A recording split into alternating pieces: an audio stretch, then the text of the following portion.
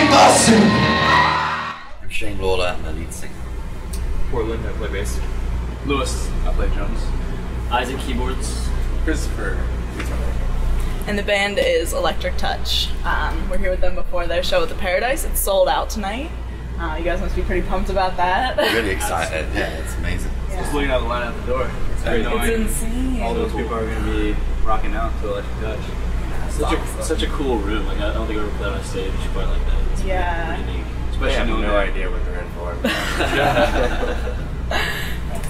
All right, cool. Well, the first thing that I'm wondering is just, you guys come from all over the place. Yeah. So how did you first get together and start making music? Well, we all kind of gravitated to Austin, Texas, which is a big music city.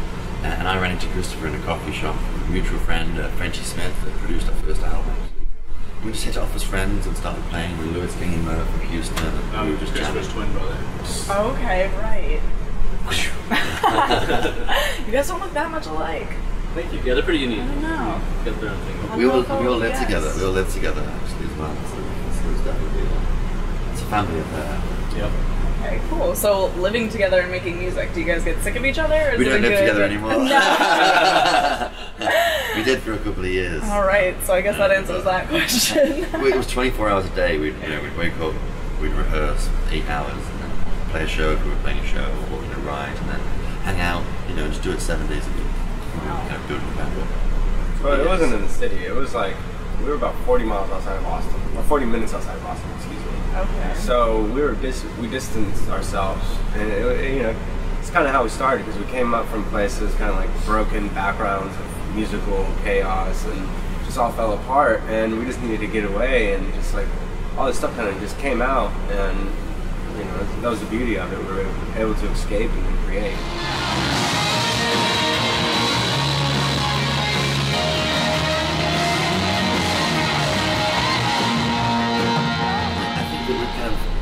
Our songs come about from the kind of tales and stories of ordinary life we go through, and the human condition, and love or the lack of love, and so that's kind of what influences the songs, and they kind of come out just all the time, really.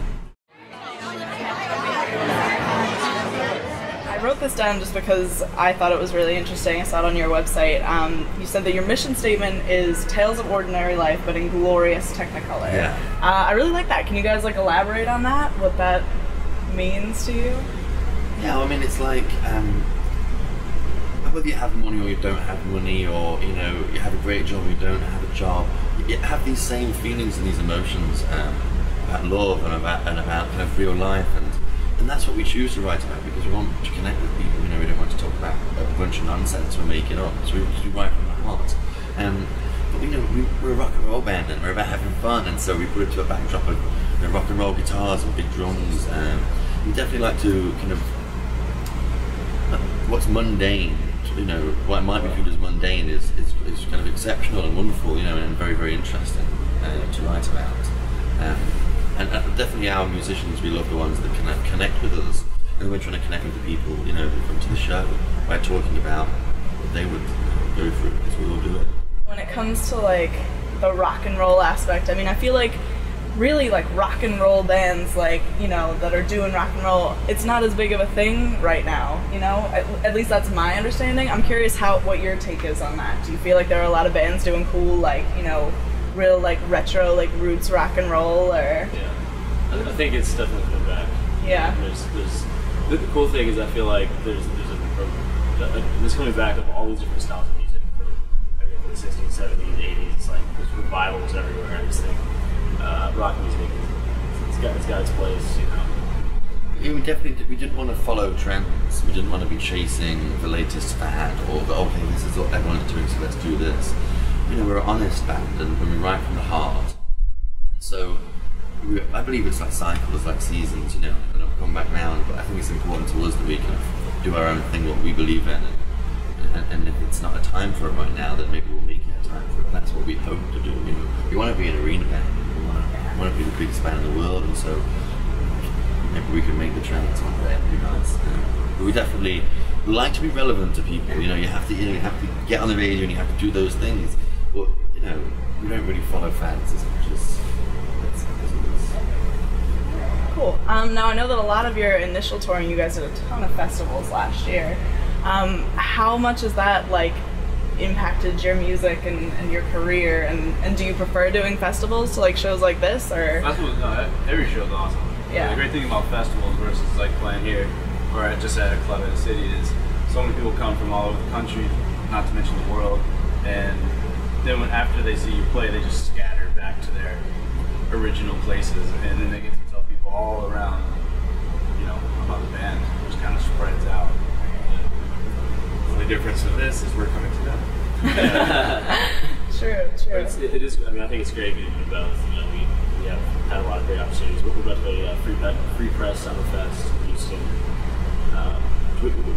We never know this place, right? No. So it should be cool. I mean, it's a great festival, and that's like June 2nd and 3rd. Okay, sick. Now, I think most of you were in other bands before you were in Electric Touch, right? So, what happened to make you guys decide, like, yeah, this is the time, like, we're gonna put aside these other projects and come together and do our thing now as a unit? Faith and belief in each other, you know, and you share a destiny when you're in a band, and so I think you have to have faith in each other. You just have a feeling that it's right, you know, that this is our chance to do something that we really love, you know, and so yeah, it was a really difficult decision, you know. We kind of built that way, we're all kind of built that way to be doing it. So it wasn't difficult, but it's great that everything that happened before was kind of like a prologue to this, and you learn from it, and it shapes you, and it helps you definitely, you know, to learn lessons, what you want to do, you know. When I found out they were looking for a bass player, I quit my band before I even went to the tryout. Well, it's pretty lucky that it worked out for you in that case. Talk about faith. Yeah, it's true. Well, it's true. He came in, maybe, I don't even think he played, and then he left, and we all went, hey, he's in the band, right? He came back to the amp, we're like, hey, you're in the band. It was pretty easy. I mean, he's pretty charming. Yeah. He says one thing, and everyone's laughing. That's right, you got it on your charm. Nice work. Oh, back then I also had super long hair with one side of my head shaved. So yeah, it was That's awesome. very charming. The Pinterest side you look at. Now, so you two are twins. Correct. Does that? Believe it or not. I'll take your You word know, for I it. read the merchant every night, and that's like half of our conversations. And it's like, okay, pretty soon we're gonna have a T-shirt. Let's touch Lewis and Christopher birth certificate. It's like it's true, you know. Oh, no, that's so funny. So does it like? I mean, do you guys have like one of those twin things going on where you're like in each other's brains when you're working on music, or are you like and sometimes, twins? like, when I'm on stage, I think I'm playing guitar, but I'm actually playing drums.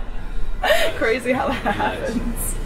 Yeah, we'll switch roles every once in a while. You He's wouldn't even just notice. as good a guitar player. He'll make his hair as up me. early. He'll Maybe slick I'm it really back. Christopher.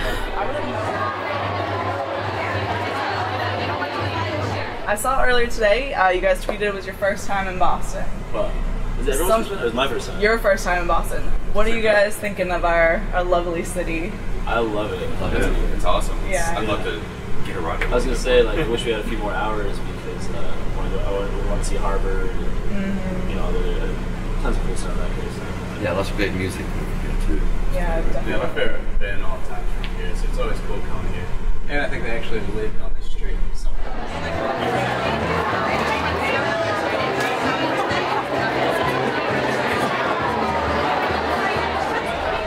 I think one of the funniest things that I read about you guys is someone said that you were Oasis but without the condescension.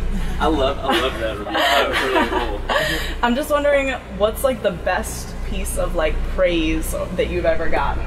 Like, what was the coolest compliment that someone's ever given you about your music? There's a funny one from last part of the tour. A couple of these little girls walked up to us at the booth, and they were just like, "Hey, we like you guys because you don't cuss." It was just like these little like 7-year-old girls, so it was pretty funny. That's cute. So that's the best one. I don't know. I mean, there's so many. Good one. Nice. Good answer. So many. No, I mean what I was saying, because there's like we all grew up going to go see bands, and how it affects so many people. You can see that, when people are just buying their shirt and they're excited to see you, and that's, without saying anything, that's a huge compliment. I mean, it's so many people just constantly that you meet, and that's what drives us to do it, is because it's nostalgic for us, because we were there, but we're still there. We're out there watching Hot Chelle Rae, and we're out there going to go watch the next bands, or the first bands before us, or no matter what, we are fans just as much. And so we give more praise to everyone else than we give, but we love every bit of it. I remember a girl once, MySpace does, so it was a couple of years ago, MySpace days, and she said that she was having a really, really tough time. She was listening to the first album, and it really, really helped her, and it kind of gave her a bit of a pep, and it kind of put her in the spirit to kind of have a good day, have a good week, whatever it was. And that was pretty awesome, because you hope that you have those moments of connection where someone, really appreciates it, really digs it. And I kind of take that over, a famous person saying, "Oh, these guys rock." I think it's pretty cool, and it's a real fan kind of really connects with it.